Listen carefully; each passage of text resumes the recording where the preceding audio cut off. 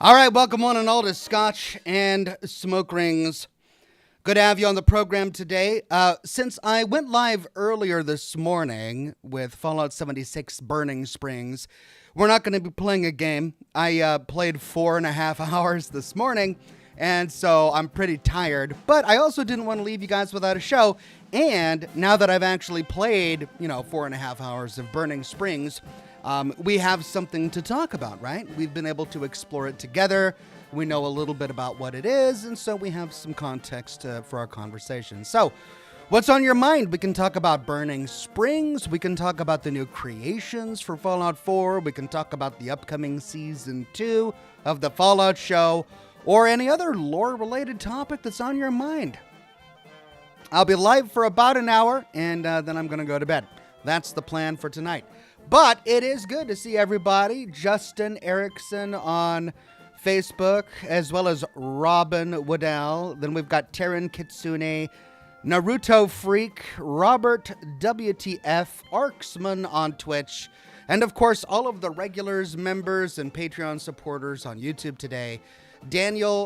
Paladin Dance's girlfriend, J-Mod Jellison, Sarah, Wade Speakerman, Craig Euler, Edmund Nerd, Bex57, Jax Rabbit, Emil, Hellcat, my brother, for some reason, in the chat, saying, let's talk about politics. Of course. That's very funny. Everyone loves to talk about politics during this program, as I'm sure you'll know. Paladin Dance's girlfriend says, thanks for the show. New calendar is quite nice. Thank you very much. Paladin Dance's girlfriend. For those of you who have yet to get your Oxhorn calendar for the year, it's available now. I believe I've got it pinned in the comment section or in the chat. 12 full-color, beautiful pages of some of the best commissioned pieces of thumbnail art from 2025 from my YouTube videos. All completely original and well done by the artist Brandon Wong. And yeah, I've got a copy myself. I think I showed it off a couple weeks ago. Print quality is great and plenty of white space to make your notes in the margins. Happy Lobster says, hey Ox, I've been watching your streams and videos since 2018. Love the content. Thank you very much, Happy Lobster. You are indeed welcome. Sarah says, Ox, I think you should make a Season 1 lore recap video before Season 2 drops, or a quick Fallout New Vegas lore recap for people who have never played but are watching the show. Those are both wonderful, great ideas. And I hadn't thought about doing a Fallout New Vegas recap, but I did think about doing a Fallout Season 1 recap. It's just time. It's this month is already so full with Burning Springs and all of the Creation Club content and Season 2 of the Fallout show. Not to mention coming off the back of Thanksgiving and getting into Christmas. It's just, I'm only one man. And I can't do it all. So I don't think I'm going to do either, even though I'd really love to do both, just because I don't have enough time, sadly.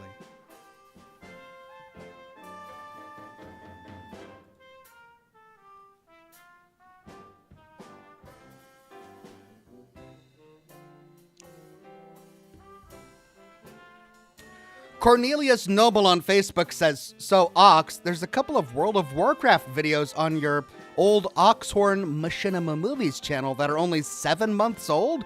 New videos? Yes and no. They're new, old videos. Basically, I discovered them on a hard drive while I was cleaning up some computer stuff.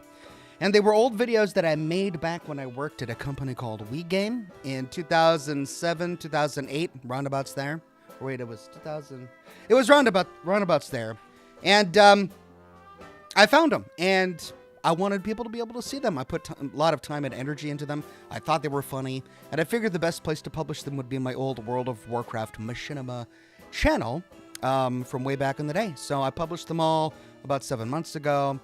Tried publishing shorts, but those didn't perform very well, so I stopped publishing shorts on that old channel. And yeah, if I find any more old content that I've never published before, I'll publish it on that old channel.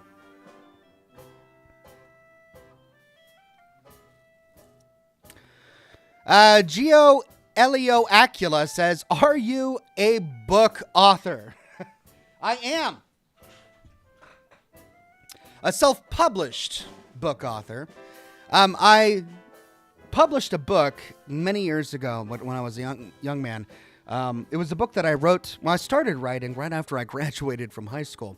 And I continued writing it all the way through my college years. And then just as I was about to graduate from college, I worked really hard to try and find a publisher for it. And, everything was pen and paper at the time. You couldn't actually email a script or anything. So I mailed a manuscript or anything. So I mailed out dozens and dozens of copies of my novel to all of these publishing houses.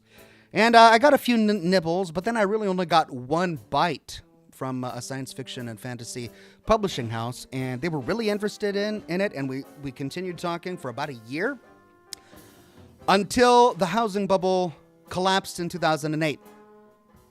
And they sent me an email saying, sorry, we're not taking on any new authors at the time, given the economic climate.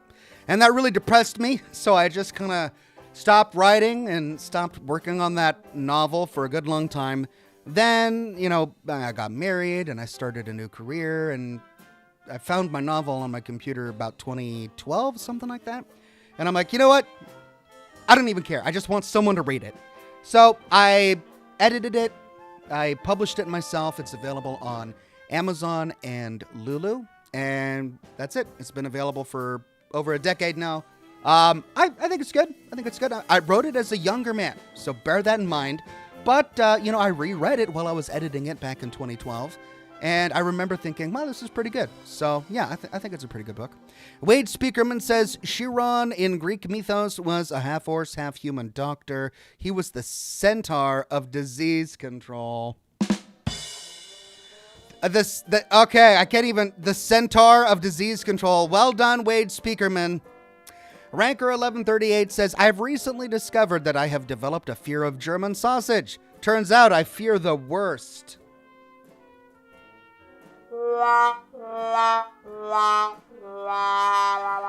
Well done, Ranker 1138.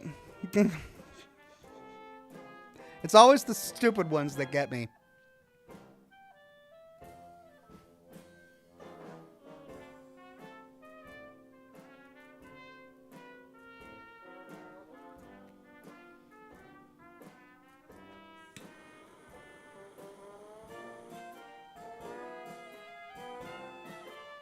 Aaron Corner says, hey, Ox, I just finished watching your Red Dead Redemption 2 streams. Took quite a while, but you said you would play the first one if it ever came to PC, and it did. So I was wondering if you were planning on playing it. I would love to play it, and I had intended to play it when it came to the PC. But sadly, it came to the PC after I ended my weekly live streams. And I streamed games multiple times a week, 3 or 4 times a week, every week for 5 years, right? Like 5 or 6 years. It was over half a decade. Or was it 7? I started with Fallout 76. So it's been a while. And, it just didn't grow my channel the way I needed it to grow my channel. And then I stopped and started focusing on my lore content again, predominantly. And that grew my channel. It's helped my channel significantly. So it was the right call, the right business decision. If I had infinite time, I would love to sit down and do more live streams. They just don't pay the bills, on YouTube at least. So I sadly can't.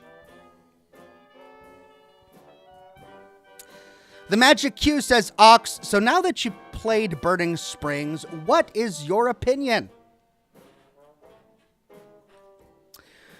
It's all right. It's all right. I'm not blown away by it. It's not revolutionary, but it's all right. I enjoyed the High Road town. I thought that town was really well made. It was interesting. Cool layout. It's not circular. I'm so glad it's not circular. I'm sick and tired of circular towns like the Institute. Everything is in a giant circle. I'm not sure why game companies like to do that. We needed a good town built on an overpass. And it's pretty diverse inside, so I enjoyed it. I thought, bringing in Walton Goggins, who played the Ghoul, was an interesting touch. It's good to hear his voice in the game, and the character looks cool. In terms of actual gameplay, I was a bit intrigued by the Rust King, the super mutant guy, who introduced us to Ohio. I feel like the whole arena thing was just pulling a page out of Nuka World. Like, they did that already. So, not sure why they needed to do that again. I mean, it's literally the exact same story beat. In Nuka World, you get locked into a maze, and the only way that you can be released is if you win at the arena. In this one, you respond to a help call, you get knocked on the head while wearing a full suit of power armor, dink, and you pass out, and then you appear in an arena, and the only way you're let out is if you win the arena. We'd been there before, that wasn't exactly innovative, but the Rust King as a character seemed interesting. I want to learn more about him. I want to understand why he's not stupid like so many other super mutants. I liked him. He was great. But then we got into the actual quest, and it was boring. It was just boring, monotonous, and tedious. We played for 4.5 hours, right? That's plenty of time to knock out a number of quests in any other Fallout game, even in, early days of Fallout 76. But in this game, due to the way it's set up, we made practically no progress, and the reason for which is all of the different tasks you need to achieve to complete the quest are just repetitive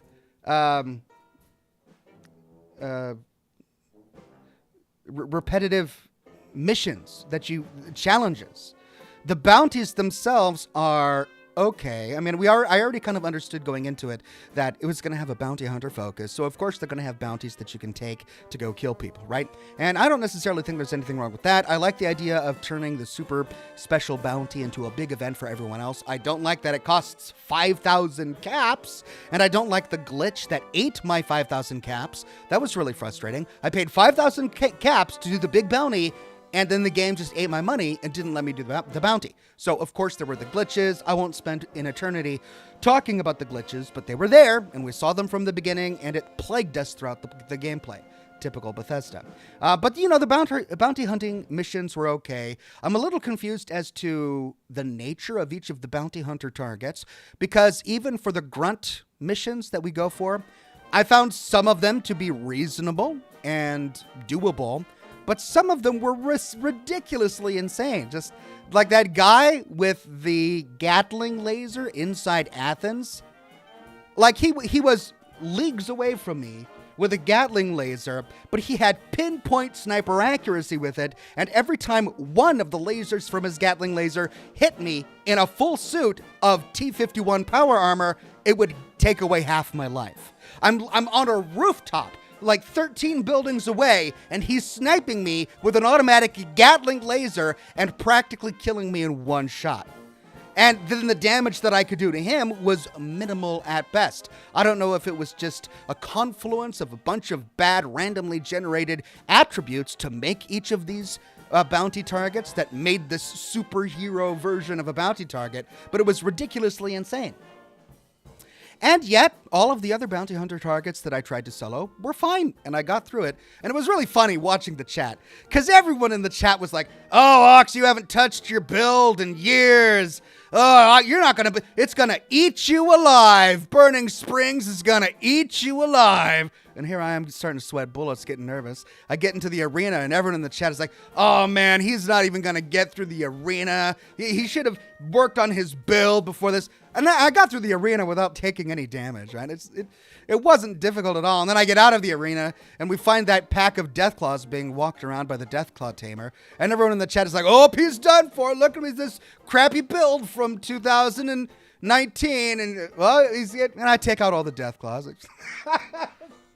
I mean, yes, I need to work on my build, and I'm gonna work on my build, don't worry, but give me a break. It's not like I can't play the game without spending an hour and a half working on my build. It's just so tedious, and I'm not gonna do that on camera. The build system with the perk cards for Fallout 76, it's something that you're supposed to do gradually over time as you build your character. It's not something you were meant to do all at once on a broadcast in front of hundreds of people for an hour while you try to fine-tune the the deeper technicalities of your build, right? And that's what I would have to do because they changed the way perks work. I now have to completely redo my build, which is something that I slowly built up over time, and it's going to take a while. It's going to take a while for me to do that. I didn't want to have to subject all of you to that because I know you're there to watch the content for Burning Springs. That's my reason for not spending an hour working on my build. I'll do that off camera at some point, and I'll let you know what I've done. But it wasn't the end of the world. I mean, we still got through it. We killed, everything we needed to kill with the exception of one bounty guy, and we did fine. But anyway, my major criticism of Burning Springs at the moment is that the quest is just not a quest. What did we actually do? We go into Ohio, we survive an arena, and then we get sent by the boss of the arena to meet his contact at a big city. But before the contact at the big city is going to work with us, he wants us to do challenges. And what are the challenges? Go here and kill five guys. Go there and get 3 critical shots. Go here and skin 5 boars. And then go there and cook 5 meat. It's just, come on. Filler fluff content, right? And I don't play Fallout for filler fluff content. I get the entire Radiant Quest thing that Fallout at times needs to do, right? Fallout 4 had Radiant Quests. And the nice thing about the Radiant Quests is they would send you to locations that you might otherwise never have explored. But at least the Radiant Quests had a lore reason for being there. At least they pretended to have a lore reason for being there. You would oftentimes walk away with loot that you wouldn't find any other way. And they were supplemental to the primary bulk of the quest-related content that came with Fallout 4.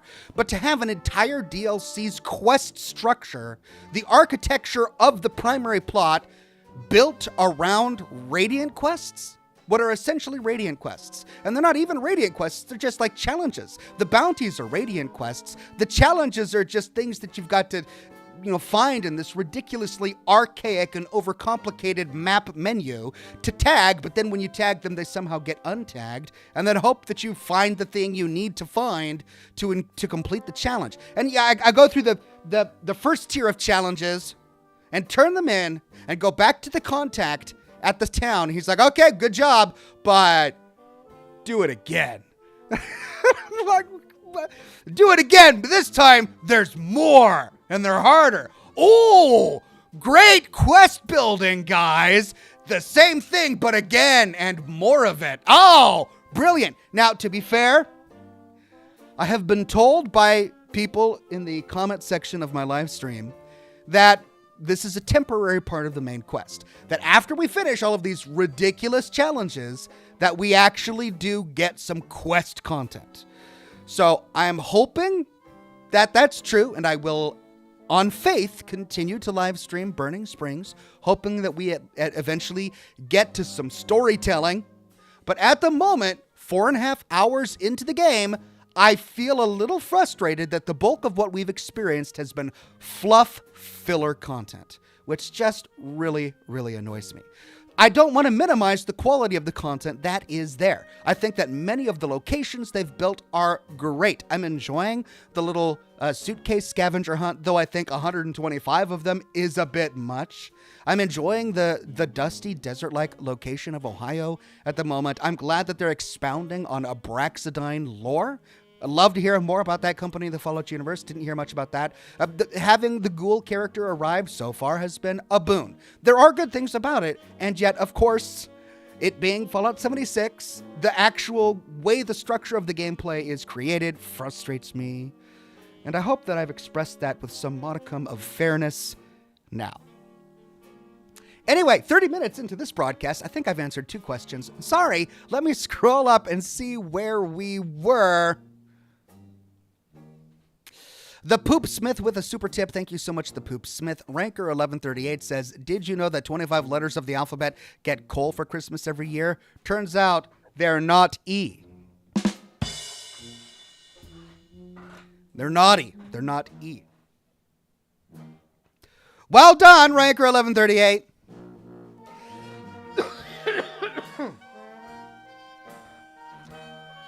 Junie B. Good says, it's funny, I was rewatching your Red Dead Redemption 2 playthrough right before you went live. Maybe you could do an edited Let's Play of Red Dead Redemption 1 instead of a live stream? It's an interesting thought. I have experimented with creating lore content about other games besides Fallout in the past, and while I've personally really enjoyed them and have been proud of them, they don't perform well. They don't perform well. I've done lore content about Skyrim. I've done lore content about The Outer Worlds. I did an entire series on the indie game The Return of the Obra Dinn. I did an entire series on L.A. Noire, and they were watched, but not nearly as much as Fallout, right? So, I mean, this is my business, and I have to do stuff that not only am I interested in and passionate about, but that actually makes money. Mila says, to be fair, Ox, you haven't updated your build. I mean, okay, I know. Like, I get that. And I'm going to do it. I'm going to do it. But I'm wearing power armor, right? My build shouldn't... Your build... Like, the stats of the power armor should be independent of your build from a lore perspective. And my argument with that one particular bounty guy who was sniping at me with a Gatling laser from Athens is that he was using an automatic energy weapon from 50 miles away, sniping at me from a roof, and I'm in a full suit of pre-war power armor, which from a lore perspective is the best power armor in the game, and he's practically killing me in one hit. That's my complaint. The Poopsmith says, hi Ox, I try to catch your live stream as often as I can since Fallout 3 and was hoping you would play Dispatch. It would mean the world to me. Well, thank you, the Poopsmith. I'll add it to the list and look at it. Thank you very much. Pickles, the Junkyard Cat, says, hey, Ox, hope all is well. Been a minute since I watched a live. Hope you had a great Thanksgiving and hope you thawed the turkey in time. Can't wait for Season 2 of Fallout. You streaming that again? I haven't heard from them, so probably not. Probably not. But I will be watching it. I'll be recording it. I'll be producing content about it. And yes, I did thaw my turkey in time. Brian Dawkins says, I like hanging out with you because you always play my favorite jazz songs in the background, Up the Lazy River and Midnight in Moscow. Thank you very much, Brian Dawkins. They are some of my favorites, too.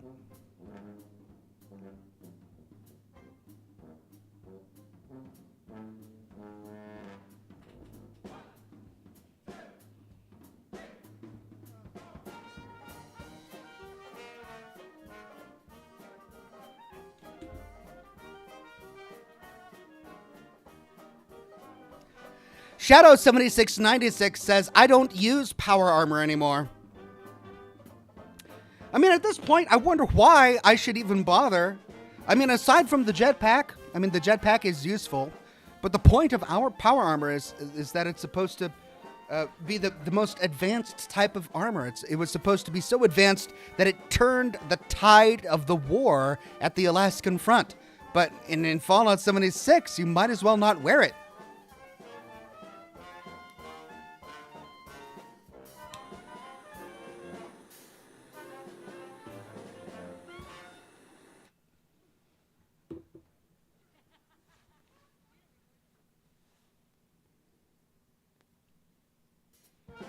But yeah, I'm going to work on my build. Maybe I'll do that after my broadcast tonight. No, I'm not going to do it live on camera because I need to be able to focus. I'll probably use some sort of online, deck builder or something and figure out what I want to do. I did this already. I'm frustrated I have to do it again. I meticulously worked on my build years ago to get it just right. It did exactly what I needed it to do. It was perfect. I was able to do anything in the game, and then they changed everything, so now I got to do it again. But, all right, I'm not going to complain. We're getting new content, so I'm not going to complain. I'll do it again.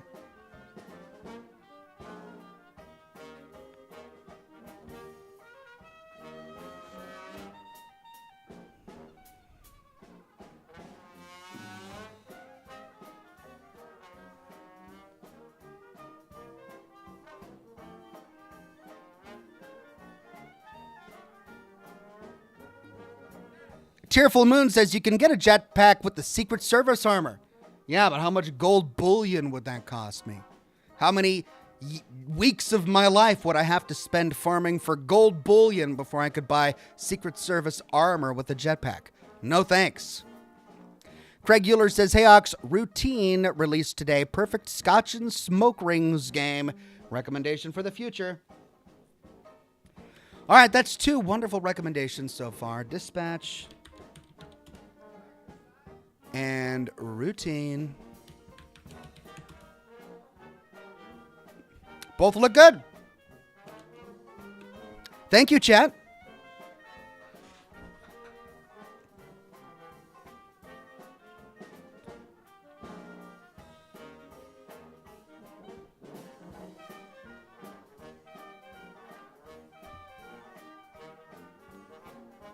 Tony says, oh, dang.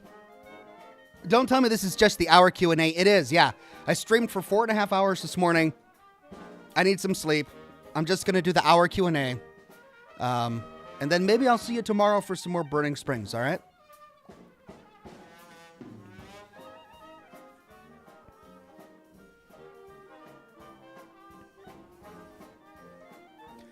Stephen Quinn says, sorry, Ox, sorry to keep asking, but will you do a video on the Blue Moon content that was released a while ago? I would love to hear your thoughts on it. Cheers.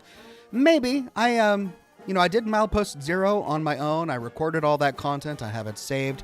I really enjoy the Blue Moon Caravan Company as a faction in Fallout 76. I think they did some really good storytelling there. And I love all of the characters. Like, Axel is hilarious. I just don't know if there's enough interest, really, like, to justify it. I'm doing really well with my topical videos. Like, I did a video on ghosts in the Fallout universe. I did a video on artifacts in the Fallout universe. I did a video on ghoul societies in the Fallout universe, sort of like big overarching topics looking at the entire franchise, and those videos do really well. I did an entire series on Enclave lore. I did topical focuses, and then I did one big video where I sewed it all together. That did really well. And that's the kind of content I really need to focus on. I am doing some of the Creation Club stuff, and it's not performing as well as that other topical content that I've been doing recently, which I expected, but I want to do the Creation Club content. So I'll probably do a few more of those videos and then get back into the swing of things. With Fallout 76, I think going forward, I might do focused pieces of Fallout 76 content. The live streams that I'm currently doing when there's a big new release like this, and then topical videos like on a Vault. I plan to do a Vault 63 video at some point.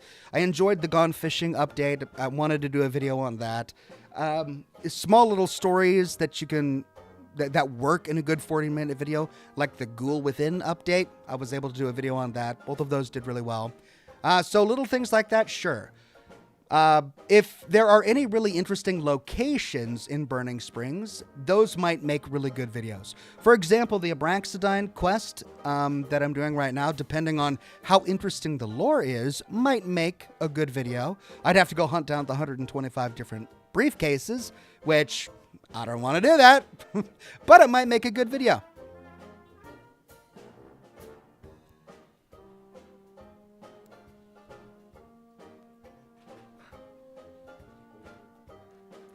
But in short, doing a deep dive quest walkthrough of the Blue Ridge Caravan Company probably wouldn't perform very well.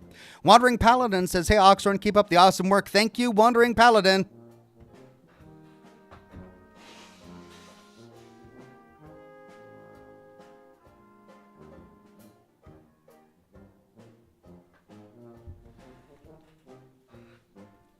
Fading Vitals says, I'm disappointed there's no new vault. Oh no, there's no new vault in Burning Springs? I'm just now learning that. Is that true? I thought there would be at least one vault. We got a new vault for Skyline Valley. That's a bummer.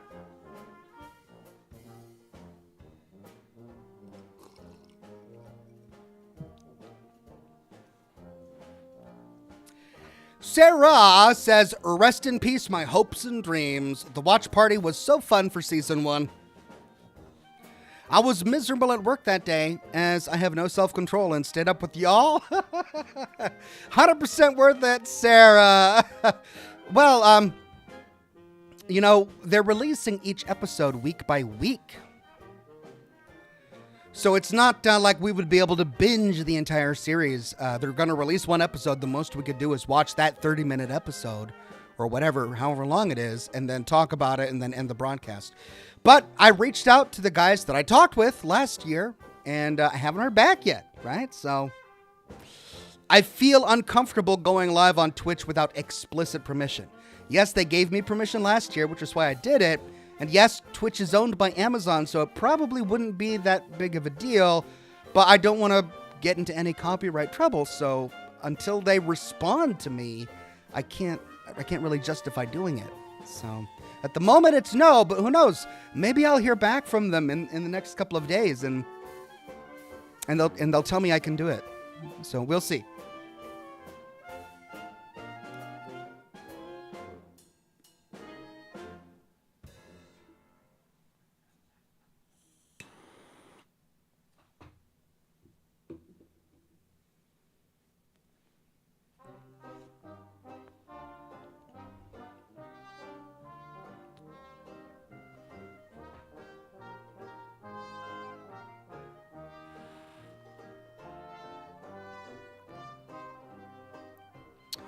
Tokyo Sam says, hello from Tokyo. Hello there, Tokyo Sam.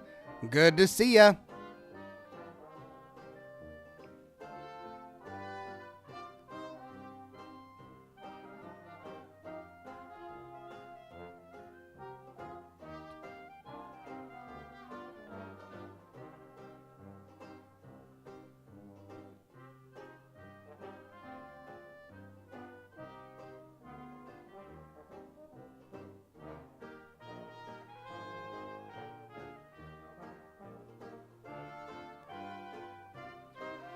Nico Nebula says, I didn't watch the Fallout TV show until after I watched your videos about it first.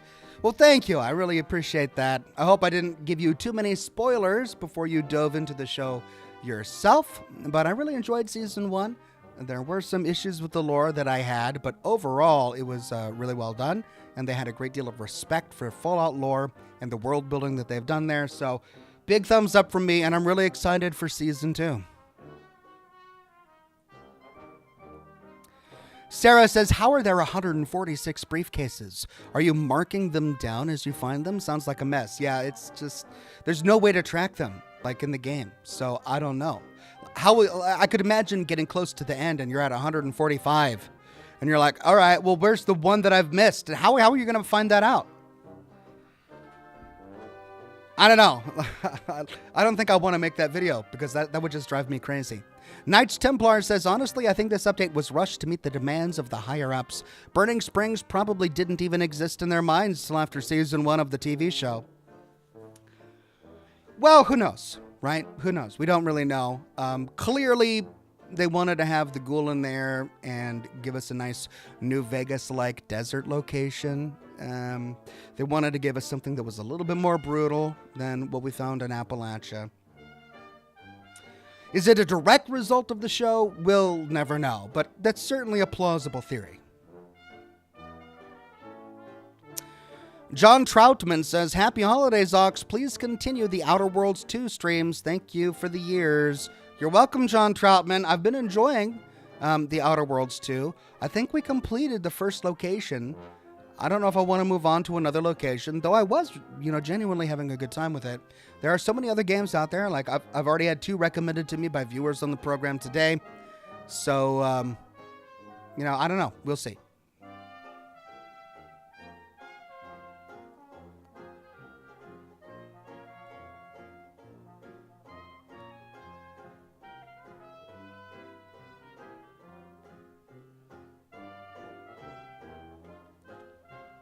Fading Vitals says, there are many notes that probably tell interesting stories. Hope you explore them.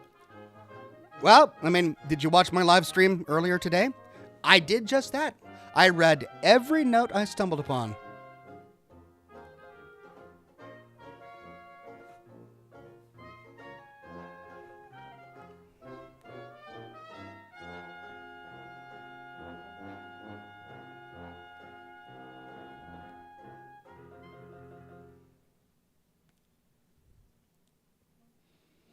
Tyler Michael says, which is your favorite New Vegas DLC? Oh, that's tough.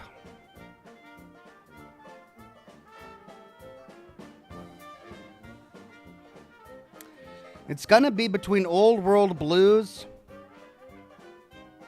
and Lonesome Road. I think I enjoyed the feeling that Lonesome Road gave me, but I enjoyed the humor in Old World Blues. It's hard to choose. They're both so great for different reasons. Mr. Virus, that's an off-color joke. I don't know if I can read that.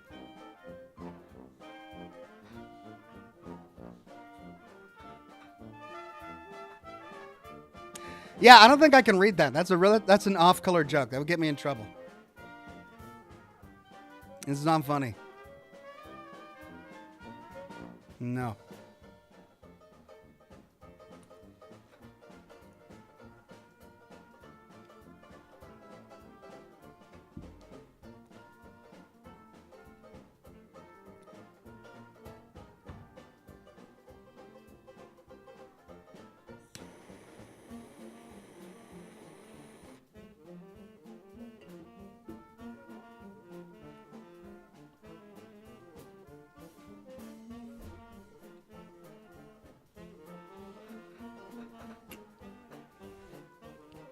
Zandra Barth says, Lonesome Road is my favorite, but I know the majority loves Old World Blues. I love how cinematic your Lonesome Road playthrough was. Made me cry at the end.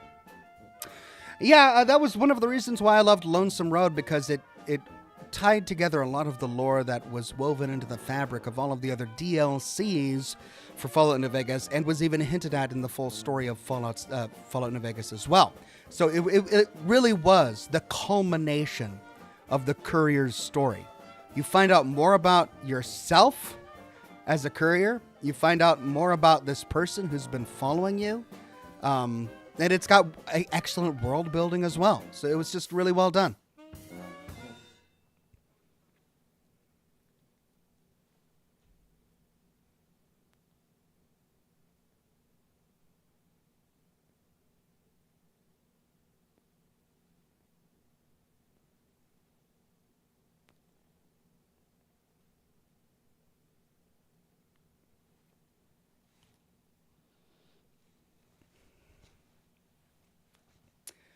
Mr. Virus says, I love the Lonesome Road song that you sang.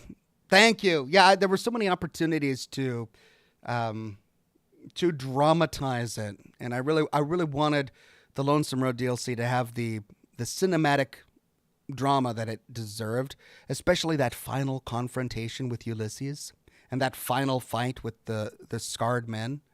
So many wonderful opportunities there.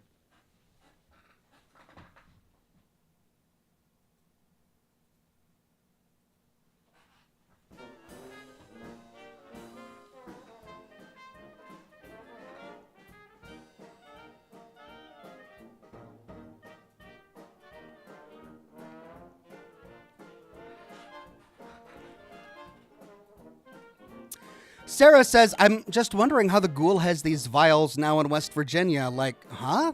Makes me so mad. Just don't have the ghoul in 76 and don't have the TV show set so closely to the New Vegas timeline. Problem solved. I agree that the TV show would have solved many problems just to have it setting 20 years after the events of Fallout New Vegas. Right? It would have solved so many issues that came up in season 1. That were completely unnecessary. As for the ghoul, it is coincidental that he would show up in West Virginia. Yes, it's coincidental, and too many coincidences make a bad pie. But it's not impossible, right? And if we're to believe that this magic drug can keep ghouls from going feral, then we also have to believe that it has existed since before the bombs dropped. Granted, it is completely new to the Fallout universe with the Fallout show. And you'd think that if it had existed in the Fallout universe up until that point, that we would have heard about it in some of the other games, which we haven't. But setting that aside, it's totally possible that Cooper Howard is looking for more of that drug, even this early in the Fallout timeline. And could his search have taken him to West Virginia? Yeah, it totally could. It totally could. So it's entirely plausible. It's super convenient and coincidental, and I don't like that, but it's still very possible.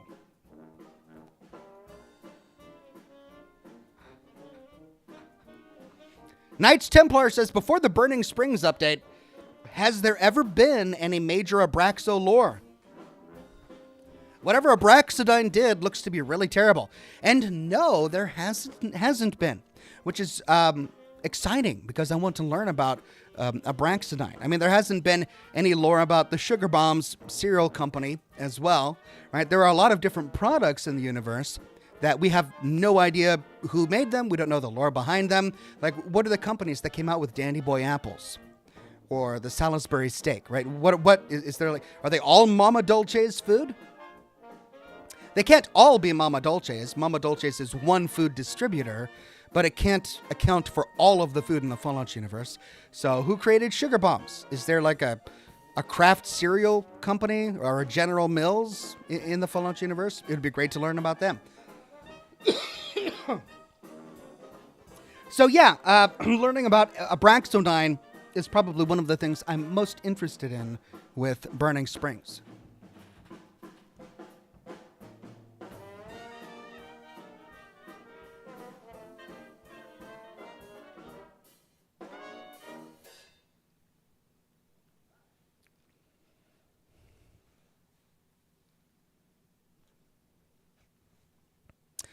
Deadshot Ruby says, how did the ghoul manage to be a scarred ghoul and not all rotting like a traditional ghoul? Is there a difference between ghouls in Fallout 4 that look like him as opposed to ones in previous games? No, and I don't think there is a good satisfactory explanation for that. I think that the depiction of ghouls evolved over time. In Fallout 3, Bethesda wanted the ghouls to more closely emulate the rotting zombie ghouls as they were depicted in Fallout 1.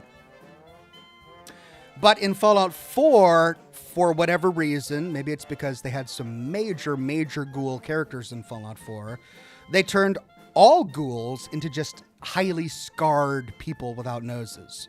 None of them are rotting, at least visually. From a lore perspective, yeah, they are rotting. I mean, Hancock makes jokes about the smell and missing body parts and stuff like that. But they don't look it. Yeah, they're missing noses, but they've got all their fingers and toes. They've got all their limbs. They're just highly scarred.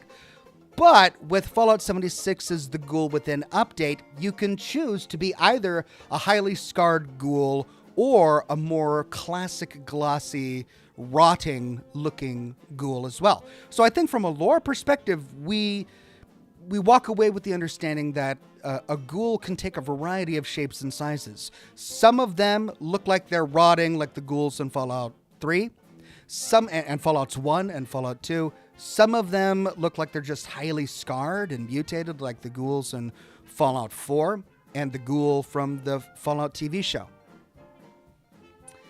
Yeah, that's, I guess, because even the other ghouls that we saw in season 1 of the Fallout show, they were all twisted and scarred, but they weren't rotting. Like, they didn't have greenish patches, black patches. They were all missing their noses, but none of them were missing other limbs.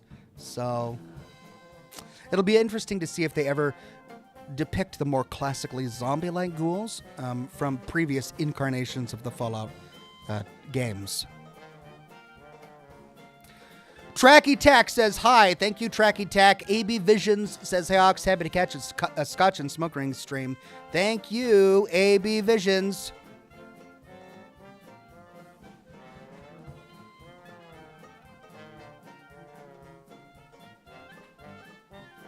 The Bipolar Bear says, what cigar are we smoking tonight? We are smoking a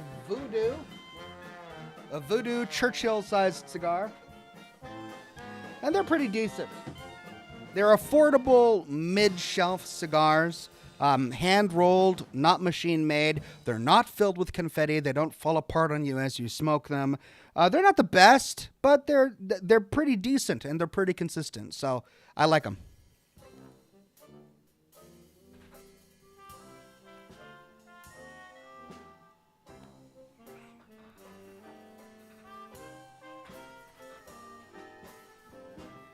Kenny Allen on Facebook is having an absolute conniption that I'm not having a regular Scotch and Smoke Ring stream.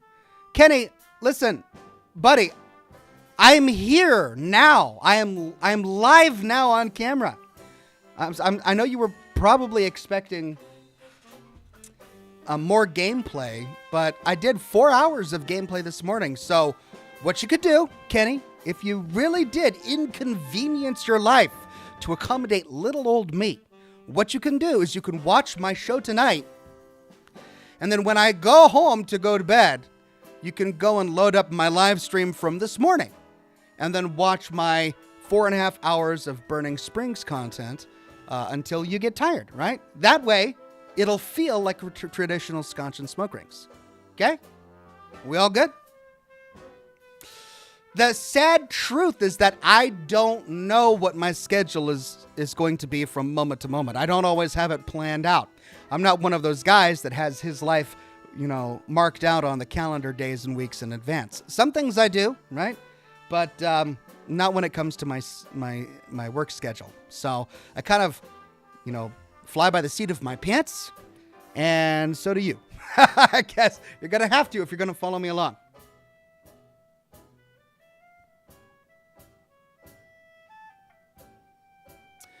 Sir Lingus Man says, I like the DLC Honest Hearts the most. I really enjoyed Honest Hearts as well. It had some excellent storytelling there.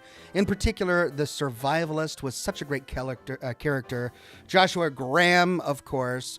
I think one of the things about the storytelling for Honest Hearts that didn't quite resonate with me as much was the tribal lore between the Sorrows and the Dead Horses and the White Legs. The tribal lore in the Fallout universe in general has always sort of struck me as a little odd, because even in the earliest game in Fallout 1, it was only just over 100 years after the bombs dropped.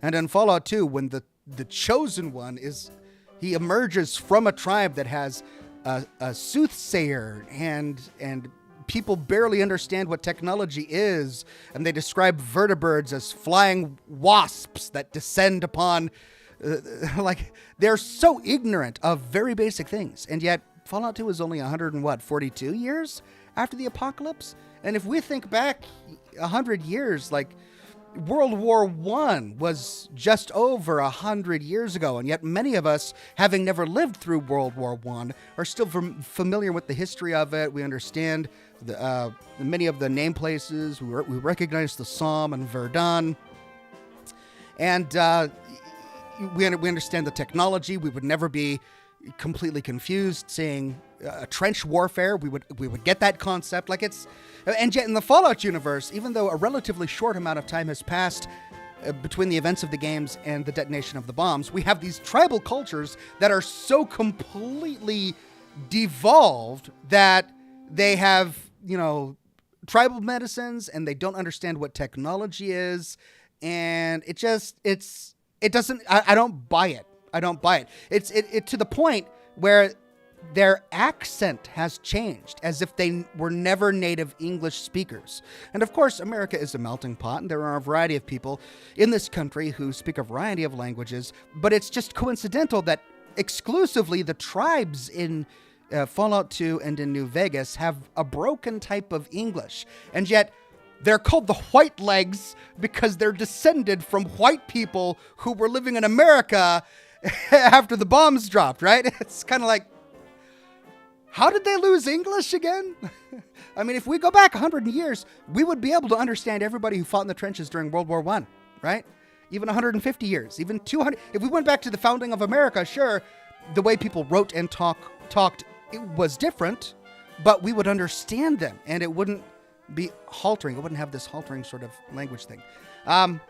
So I kind of find it very difficult to suspend my disbelief to such an extent to buy some of the tribal stories that are told in the original Fallout games. And that's really my only main criticism of the Honest Hearts DLC, because there's so much else in it that was really well done.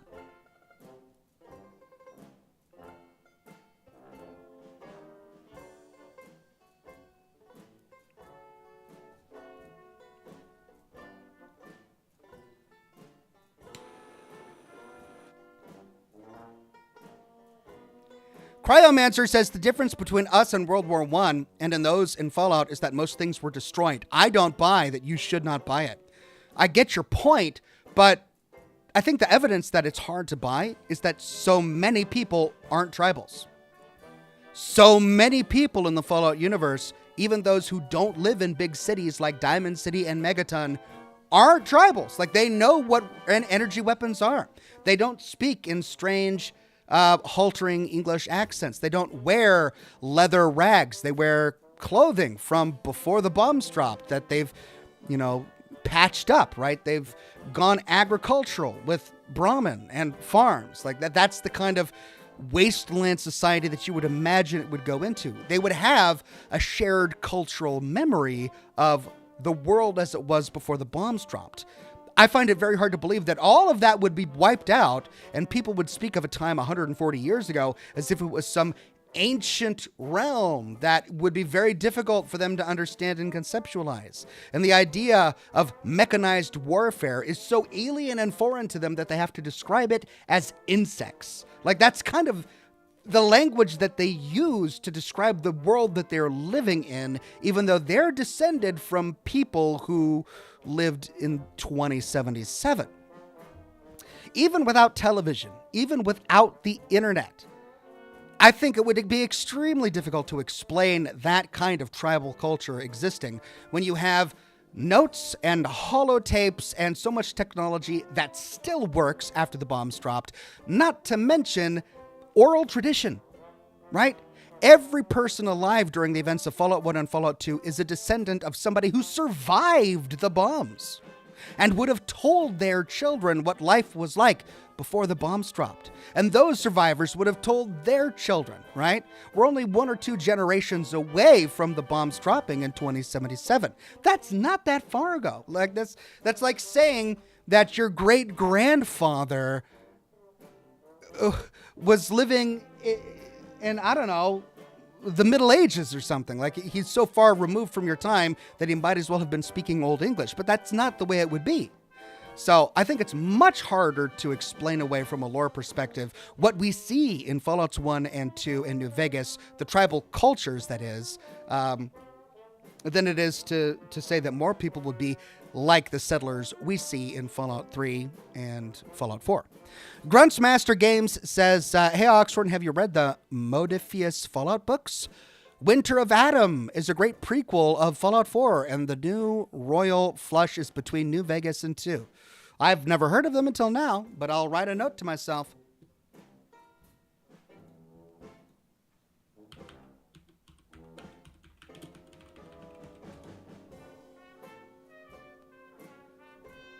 Cool. Thank you.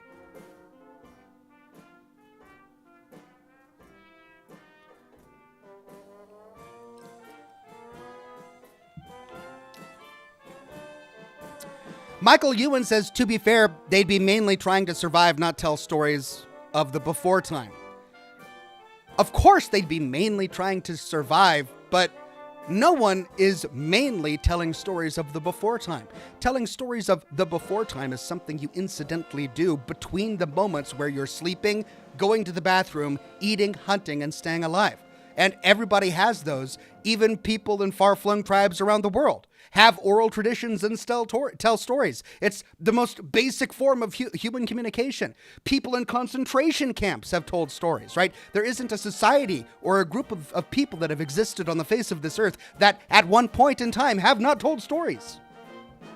To suggest that the wasteland was just so awful, it was just so bad that every waking moment was such a stress-induced nightmare that people literally didn't even have the mental capacity to spread any kind of history is, again, I think, too much of a stretch. It's just, you have to suspend your disbelief so much to believe that it's too much. It's too much. Of course people told stories. Even if they were, sitting in a ditch waiting for daylight so that they could, avoid a deathclaw hunting them, they would tell stories.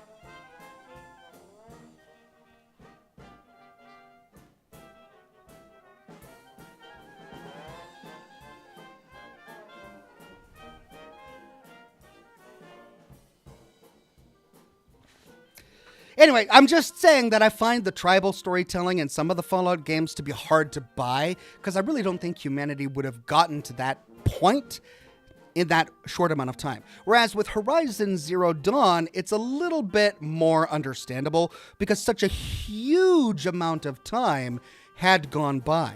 And since, due to the nature of the machines consuming literally everyone, since the survivors were so few and far between, it's much more realistic that absolutely all human knowledge and education would have been completely wiped out. So a huge amount of time between the apocalypse and when the game starts and fewer descendants makes it so that I can buy the tribal cultures in Horizon Zero Dawn a little bit better. But in Fallout, there were still so many survivors and there were still tons of educational materials left around, as every Fallout player discovers when he goes into the Boston Bugle and reads news reports, or goes into the Charleston Herald and reads news reports, or goes into any abandoned house and listens to a holotape, right? It's literally scattered everywhere.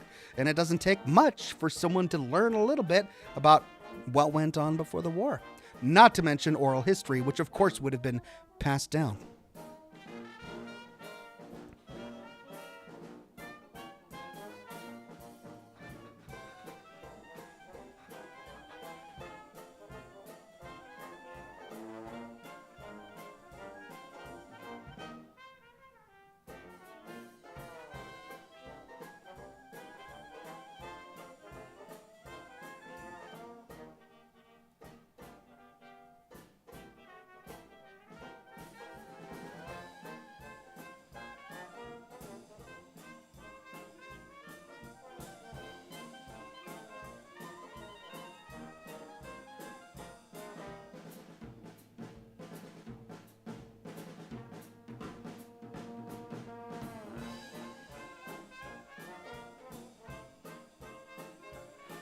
Ryan Holcomb, Ryan2Gamer says, Ox, it's the same thing as cannibal tribes living in the deep forest and don't know anything about the modern world. It's the same type of thing. It's not, though, because even the tribes... So the tribes in the Fallout franchise all descended from people who were not tribals. But if we're talking about tribes in the Amazon rainforest who have never been touched by modern society, they're descended from other tribals who have never known modern society, right?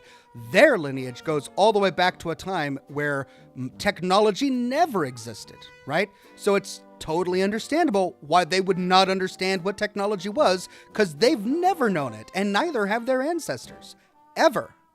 But the tribals in the Fallout universe evolved from people who knew modern technology, who knew history. And only 150 years has passed or so. So that's my argument, right?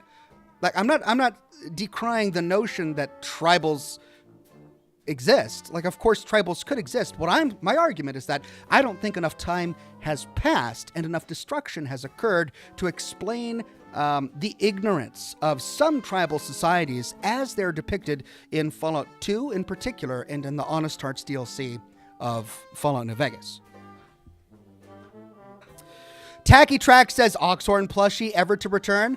Probably not. I sold out, but it took me a while to sell out. It took me almost an entire year to sell out of all of the plushes that I commissioned, and I had to foot the bill for all of them. I think I had 500 in stock, and it took me a while to sell, almost a year to sell all 500 of them, and I had to foot the bill for all 500 of them until they all sold. So that's a big upfront cost from me personally, and I think I've kind of saturated the market with people interested in Oxhorn plushes, so it doesn't make sense for me to do another big upfront cost like that. So I think we're done with the plushes for now.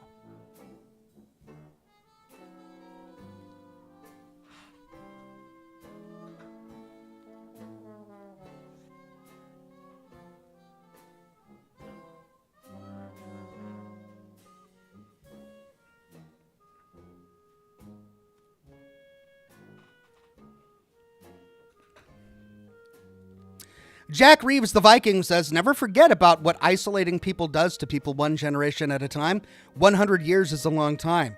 You're right, but we're also supposed to buy that the tribes out west or if from a New Vegas perspective, the tribes in the east were not isolated. Like they communicated with each other.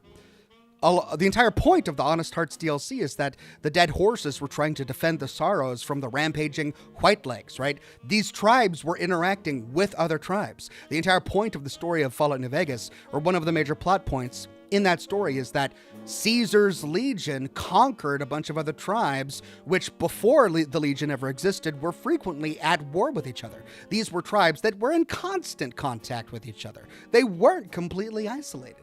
It's not like you had a group of, 12 people who were completely cut off from everyone on the planet when the apocalypse happened, and over the span of 100 years, they multiplied into a tribe, never knowing anyone else. Like, that's not what happened, according to the lore of the game. These tribes were in constant contact with other tribes, and yet they are all so ignorant of how warfare works and technology works, and it's like civilization reverted way too quickly, I think.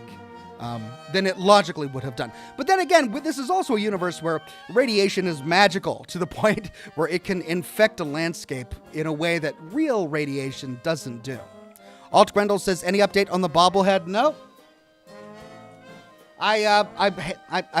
It's kind of paused right now. They came at me with a number, and first of all, they took so long to get a prototype my way, and it took them so long to get a number my way that Trump tariffs were in place before I could get the order made. And the Trump tariffs made it so that I wouldn't turn a profit, right? I'd have to sell the bobblehead at a price that was just completely unrealistic, and I didn't even want to offer a product if I had to sell it at that price. So I can't do it. Until the tariffs go away, I can't do it.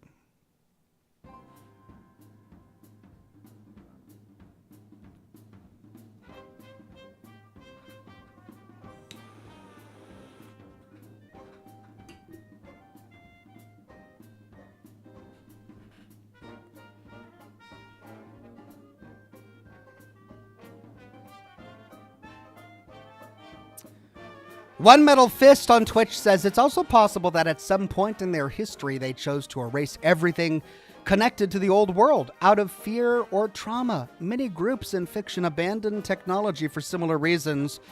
Maybe something happened, maybe it was never explained, but the belief could have changed or disappeared over time. That's totally possible. But it becomes less likely when multiple tribes had to have done that in order to explain their absolute ignorance of everything related to technology and history. And here's another thing that always really bothered me. Arroyo, the Chosen One's tribe, was founded by the Vault Dweller, right? The Vault Dweller, the main character from Fallout 1, who grew up in a vault. He was exiled to the wastes, and he married a tribal, but he grew up in a vault, and he wore power armor, and he used energy weapons, and he defeated the Master. Like, the Vault Dweller himself, or herself, was really knowledgeable about the world before the war, having been educated, being grown up in a vault, and the world after the war. And he is the one who married a tribal and founded the town of Arroyo. And yet, during the events of Fallout 2, the elders of the town who venerate the Vault Dweller seem to not understand what a vertibird is, right? It's that kind of thing, where the timeline doesn't quite match up. It's hard for me to buy.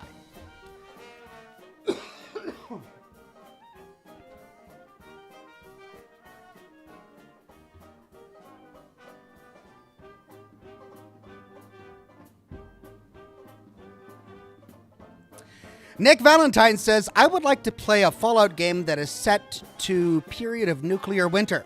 There could be a freezing effect that a player could have to deal with. Is there any mention of nuclear winter in the lore?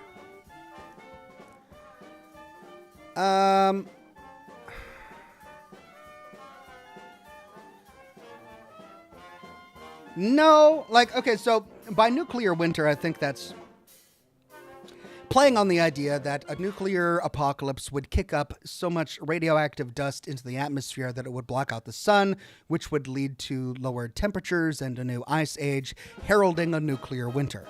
But I think in realistic terms, for that to happen, we would need a nuclear bomb detonating every 10 miles across the surface of the entire planet for something that cataclysmic to block out the sun, right? So without so much dust in the air that the sun is literally blocked out, you're not going to have a nuclear winter. So I don't think the fallout, even though the nuclear fallout in the Fallout universe is magical to the point where it harms things to a degree that it never would in the real world, even then, I don't think it ever gets to the point of creating a nuclear winter.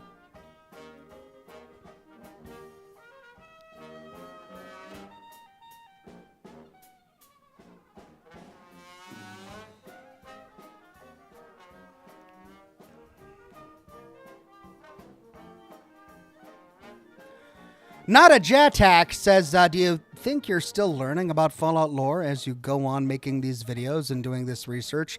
Or do you feel like you've kind of reached the peak of your understanding? I feel like I'm constantly learning something new. I feel like the more you know, the more you realize that there are things you don't know. And then when those things get revealed to you, when your understanding on those things improves, it becomes as a great amount of satisfaction. Colonel 87th says, look who's live. Been a while. It's been a while, Colonel 87th. Good to see you.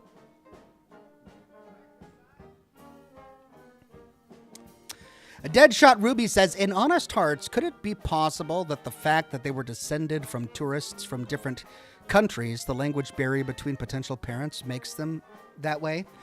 Totally plausible. In fact, I think that the Sorrows themselves were descended from children who found themselves trapped in Zion Canyon when the apocalypse happened. And they, had to kind of put together a society. But even then, like if you read Lord of the Flies, even some of those children on the island in the Lord of the Flies were constantly making references to the world that they knew. One of the children in Lord of the Flies was the son of a military officer and talked about how his father was going to come in a boat and save him. And he talked about using his rifle on the rifle range, and he was a dead shot. And then there was the chubby kid, I forget what his name was, but who was really educated when it came to survival techniques, and he had a good head on his shoulders. So even then, even if they were all really naive, inexperienced children when the bombs dropped, there's still enough information within them that there would be a memory of the world that existed before the bombs. And they would have passed that on, right? Alt Grendel says, it looks like your opponents in firefights were harder to kill than they've been in the past. Do you feel like that's the case? I definitely feel that with Burning Springs, their damage has increased. I don't remember, like I died to turkeys at the very beginning of the broadcast. Yes, part of it was due to the glitch that I was suffering, being unable to move, but those turkeys hit really hard. I didn't expect that. I don't remember the turkeys hitting that hard when I did Skyline Valley last year. But they swarmed me and they killed me in just a few seconds. So I don't know. I think they might have changed the algebra with damage or something, because I got tore up. I really did.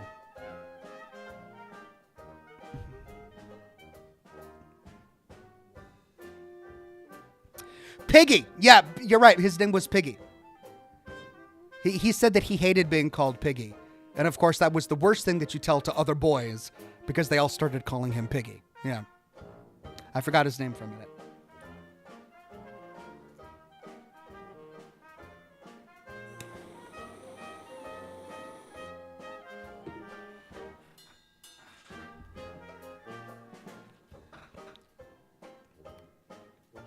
Colonel 87th says, it seems like the Fallout show wants to destroy all the factions. I've been looking into the behind the scenes. Well, I haven't looked into the behind the scenes for anything because I don't want it spoiled too much. I mean, I've had to look into the trailers and some of the leaks because, it's my job. But I haven't watched any of the making ofs yet, so I don't know. I haven't walked away with the impression that they're going to destroy New Vegas. If anything, the most recent trailer for Season 2 has shown us a thriving community actively living in the ruins of New Vegas. So I don't think it's completely destroyed. But we'll see. We'll see. Maybe they're going to destroy it. Who knows? Shrek 973 says, what do you think of the Velvet Curtain quest? Velvet Curtain? Oh, man, that's scratching a memory. Was that the Point Lookout DLC for Fallout 3 Chinese Infiltrator quest. The female Chinese spy who was meeting with U.S. military men in hotels to try and get information from them. That was the Velvet Curtain. I think that's what it was. I made a video about it years ago, but it's been so long since I've thought about it that I don't really remember all of the details. So I remember liking it. I remember being really interested in all of the China lore, because we get so very little China lore. So I was really excited about it, but I don't really remember much about it. Grunt's Master Game says, have you seen Operation Sunburst by Sodas? I have, and I watched it, and I loved it, and I left a comment on the video, and I tweeted out a link because I loved it so well, and it was so well done. I encourage everyone to watch it.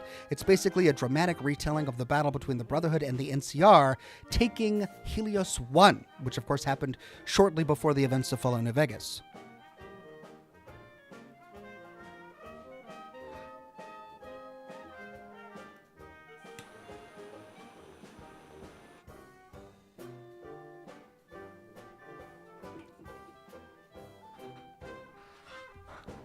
Phoenix says, did you hear about Fallout body pillows?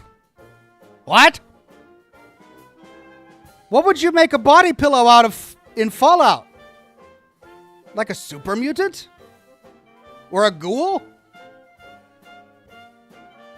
I mean, maybe an Assaultron.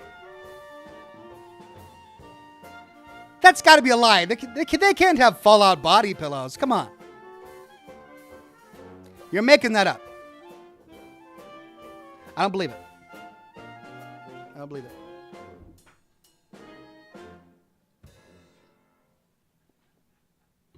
Codsworth. A Codsworth body pillow. Oh, man. Too many scissors and flamethrower attachments. That wouldn't be comfortable.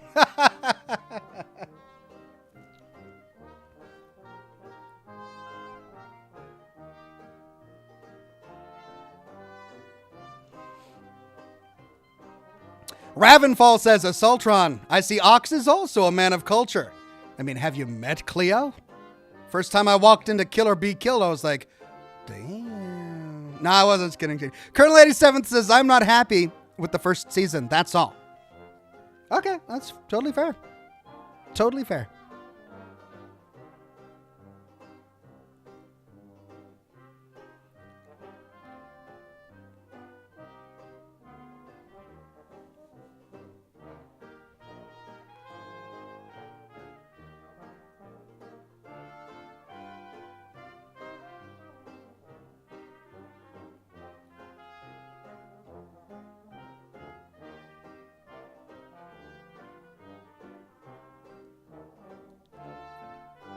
Got one.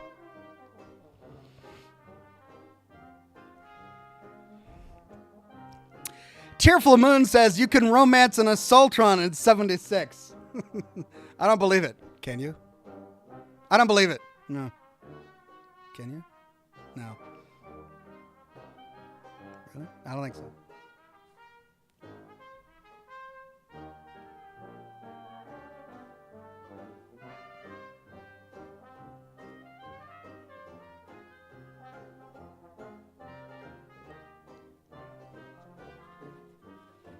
Nick Nax says, one thing that's always bothered me about the Fallout universe is that while, yes, most of the land is wastes, in the supposed large settlements they live in on top of ruins. Why wouldn't they redevelop? Yeah, there is that as well. It's you would think society would have recovered to a greater extent than it has in the Fallout universe. I mean, there is the NCR, right? I think it probably wouldn't have taken quite as long for a country or a nation like the NCR to emerge. That you can? You can romance an Assaultron in 76? Why am I just now learning this? Oh my God. I suddenly love this game. I mean, I suddenly need to do more research for the sake of the lore. Because it's my job. It's a camp companion named Adelaide. Adelaide is a great name for an Assaultron. Oh my God. Wow, I might actually have to spend some atoms. Shoot.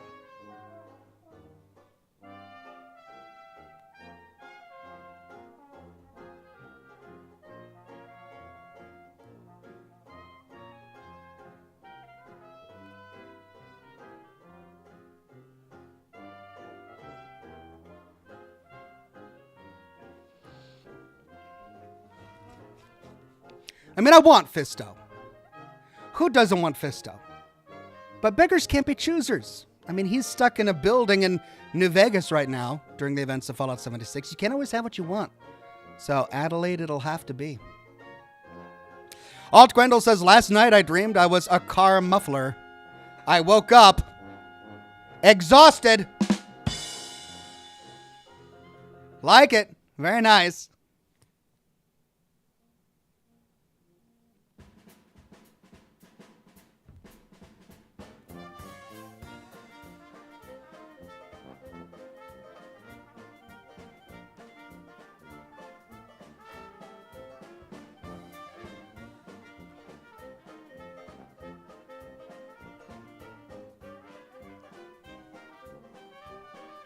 Knights Templar says, what's your most favorite Fallout weapon? Mine is the Fat Man, especially in the new Burning Springs update, as it makes quick work of enemies there. I mean, the Fat Man is a lot of fun. It's just, how do you beat the Fat Man? If it were more practical, I'd really love using a Fat Man. It's just so hard to keep the ammo in stock, and it doesn't work for, short-range individuals. I really wanted to enjoy the Gatling gun, but again, it's just so slow, and the damage is so low that it doesn't make a lot of sense. I wanted to like the Gauss shotgun, but the Gauss shotgun, I tried it. I spent so long. It was the only thing I purchased with bullion. And I ended up not liking it. I just didn't like the way it functioned in combat. Sarah says, oh, can we talk about them breaking the Gauss rifle? They did break it. It's not just me. I talked about it during my broadcast this morning. They made it so that you can't chain charged hits anymore.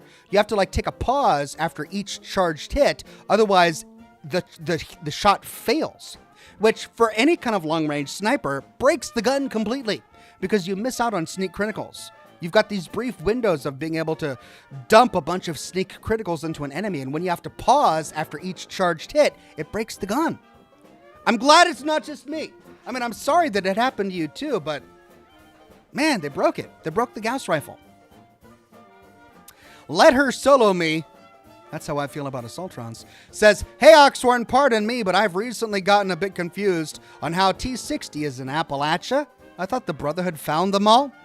No, the Brotherhood found some T60 suits of power armor, but the T60 suit of power armor was created for the U.S. military before the bombs dropped. So it's a pre-war version of power armor, and it existed all across the continental United States as the bombs dropped. It was primarily used by peacekeeping troops.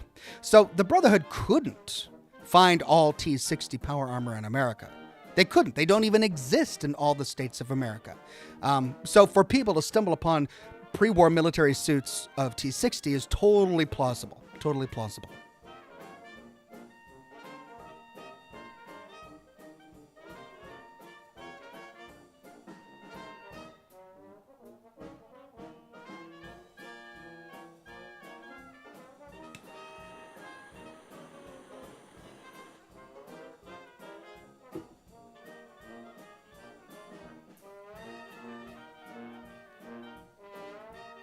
Gauss minigun? Is there a Gauss minigun? I know there was a Gauss shotgun and a Gauss rifle, but is there a Gauss minigun?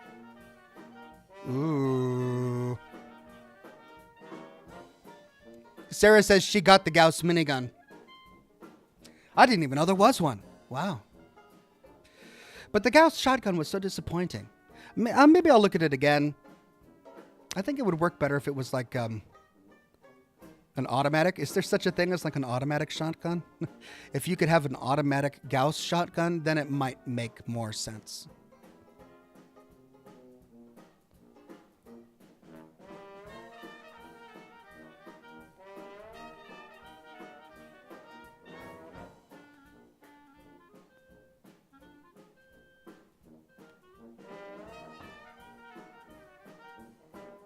Oh my gosh, really? Is that the time?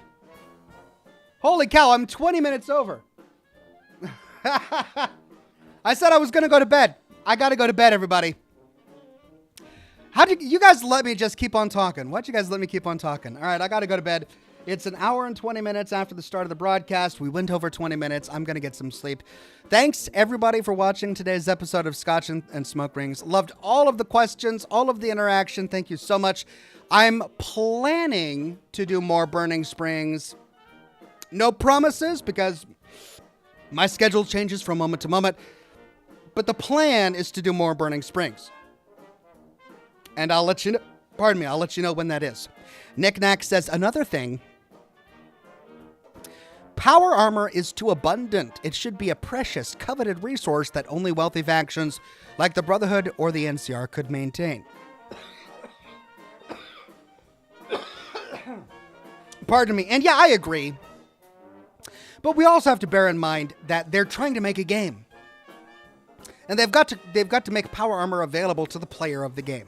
So if it was so rare the way that it should be in the world, it wouldn't be a viable thing, right?